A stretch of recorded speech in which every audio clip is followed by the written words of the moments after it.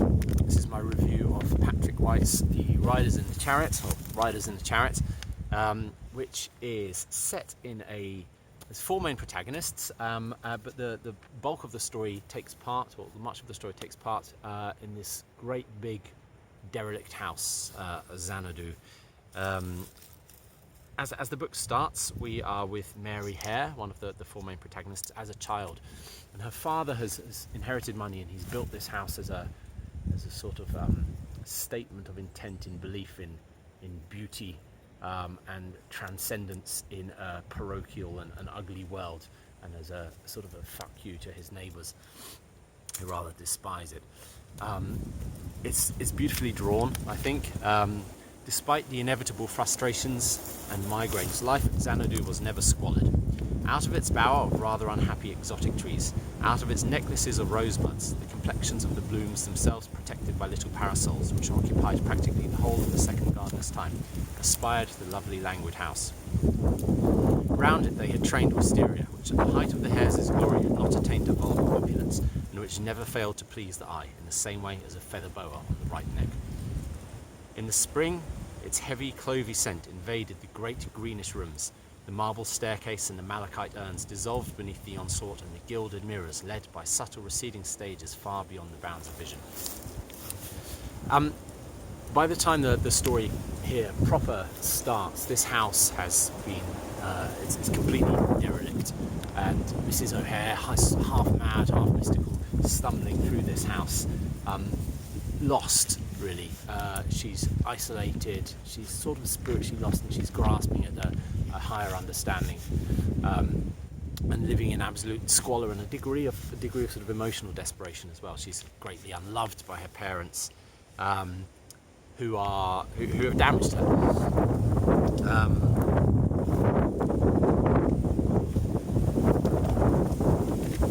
Her father, I think, in particular, is an interestingly drawn character. He's not a major part in the book, and I'll talk a little bit more about the themes of the book and some of the narrative in a second. One of the things I really enjoy about Patrick White is how his skill for narrative. His writing is sometimes a little bit overblown. I'll give you a few examples, hopefully, if I can find them. But this captures the father. Then Norbert Hare took a loaf of bread and flung it with a boiled fowl. He took a carving knife and a decanter of port wine and threw. He felt freer. His wife began to cry. "There," he said for himself, "but it is never possible to free oneself. Not entirely." His wife cried and cried. "I am to blame," offered the daughter, in case that was what they wanted. "If we are to decide on the objects of blame," her father shouted, "it could well be the boiled fowl," and seemed to madden entirely. He was running and pouncing on some intention not yet matured. Then he seemed to remember, went to a desk and got out the pistols. In the drawing room at Xanadu, separated from the dining room by folding doors, there was a chandelier of exceptional loveliness. Whose money had bought from some dismembered European house, and of which the crystal fruit now hung above the Antipodean soil. The great thing loomed and brooded, at times fiery, at times dreamily opalescent, but always enticing away from the endless expanse of flat thought. Mary Hare loved it, though she had always believed her passion to be secret. Now her father went, after loading, and shot into the chandelier. He looked very small and ridiculous, standing beneath the transparent branches. "Munching! Munching!" he shouted, and shot. "Oh, God save us all!" he shouted, and shot. There fell, at intervals, an excruciating crystal rain. How much actual damage was done it was not yet possible to estimate, though Mrs. Hare did attempt spasmodically. "There!" shouted Norbert Hare. "There! Come, I cannot endure your father any longer," announced the mother, and drew her daughter into a little room which was only used when the doctor came and someone asked for money. I love that writing, and I love his wit. So as this story continues, we have four main characters. We have a Jewish refugee, a man of letters, who attains some sort of modest eminence, I suppose, in Germany prior to Kristallnacht, and who is undergoing his own spiritual journey, I suppose, and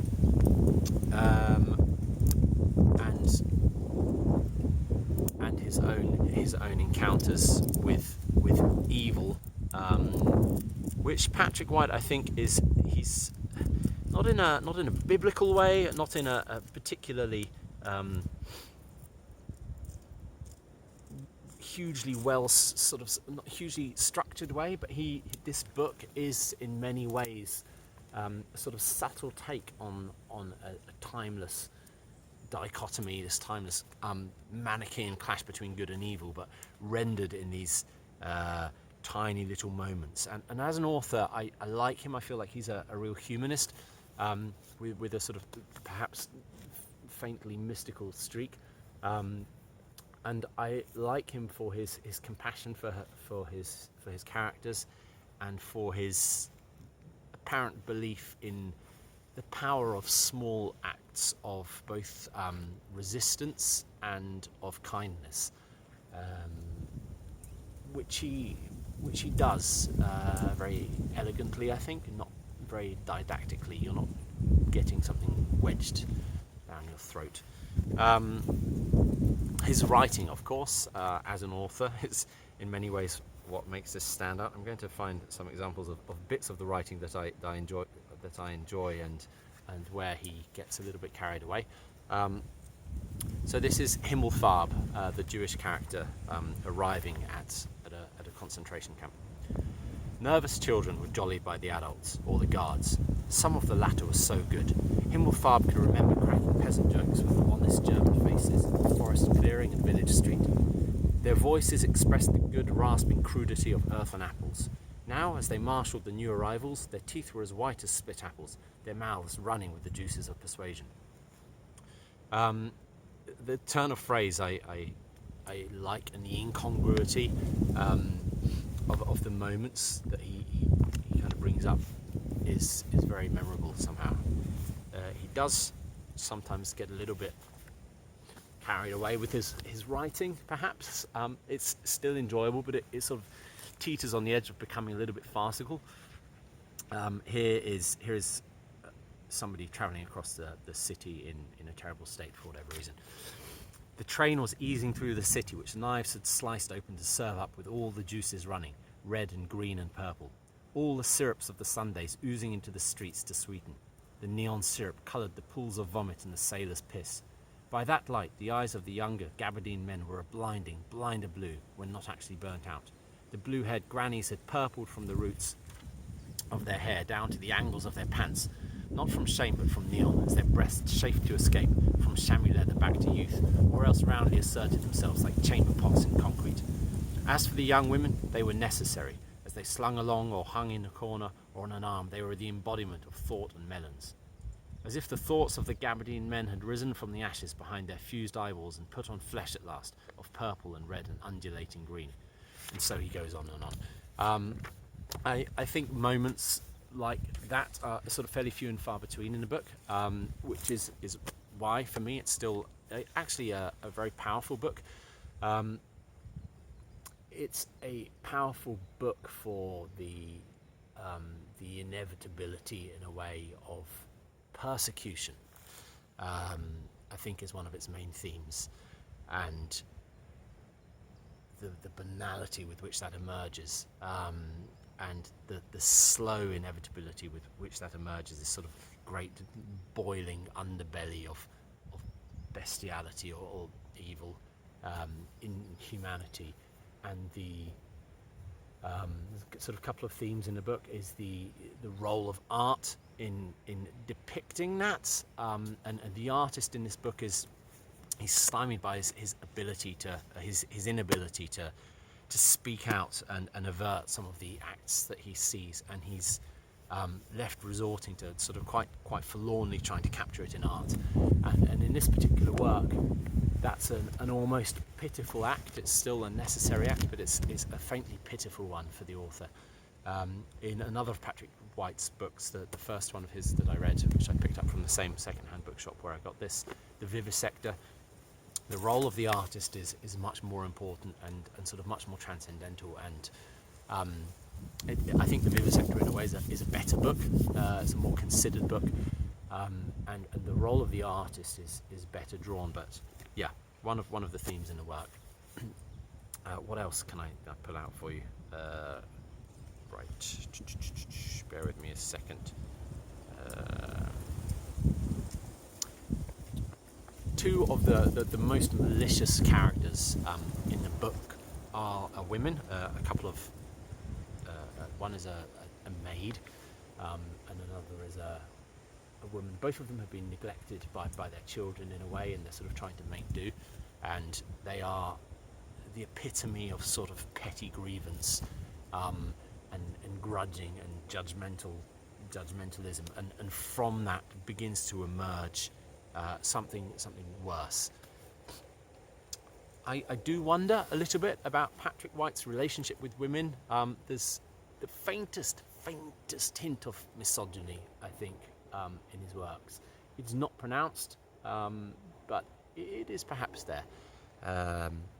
Here are the two women plotting.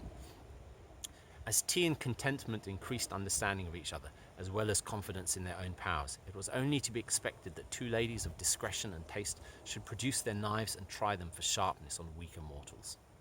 Seated above the world on springs and petty point, they could lift the lids and look right into the boxes in which moiled other men, crack open craniums as if they had been boiled eggs, read letters before they had been written, scent secrets that would eventually become a source of fear to those concerned. Eventually, the ladies would begin. Their methods would be steel, though their antiphon was always bronze. Again, it's great writing, really colourful, lively, vivid writing that I enjoy a lot. I finished this book feeling a little bit different, and I think that's one of the best things you can say about a good bit of work, is that you're still thinking about it several days later. I finished this book a week or so ago, and I decided that, hey, I'm going to do my first review on this. Bungled though it is, my apologies, I'm not used to doing these. And yeah, it left me feeling a little bit different, and that's what a great book does, and that's why I've been a bookworm since I was a kid. They're windows onto other worlds, and they can change you and enable you to see the world in a different way, and the more powerful of them change you as well. And this, along with a Primo Levi book I was reading recently, which I might review in the near future, I think were a real reminder of the slowness and the subtlety with which persecution arrives, and sort of reluctant to invoke Godwin's law and bring Nazism into everything. Although this book is, part of it is set during late 1930s Germany. It does leave you thinking quite seriously about persecution. I was going to make a personal note, but I'm not going to, about the life and the racism she faces. Perhaps that can wait for another time. Anyhow, I'm going to wrap that up there. One take, first review. Patrick White, Riders in the Chariots, highly recommended. May not be for everybody. It's not the lightest of reads. I think there's a lot of depth to it, though. A lot of humanity, a lot of compassion, a sort of subtle, mystical tint to it, which is enjoyable without being too sort of forceful. And some really, really colourfully drawn characters, and some really wonderfully written, dryly, bleakly humorous repartee as well. So yeah, great book, read it. Subscribe to my channel wherever the button is, and I've got another review coming soon, so thank you.